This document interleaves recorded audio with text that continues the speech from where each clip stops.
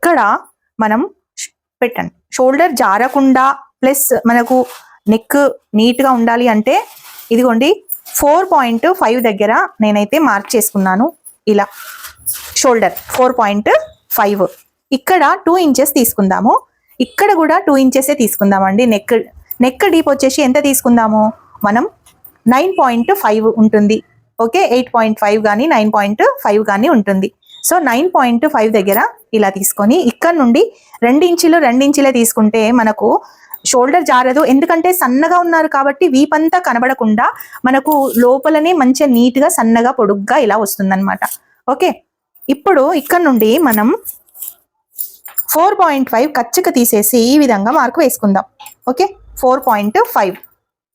మన subscribers అడుగుతున్నారని 26 size video తీసి యూట్యూబ్లో అయితే వీడియోస్లో అప్లోడ్ చేశాను. తప్పకుండా 26 సైజు ఈజీ మెథడ్ అయితే మీరు ఈజీగా చూసుకుంటూ కట్ చేయొచ్చు.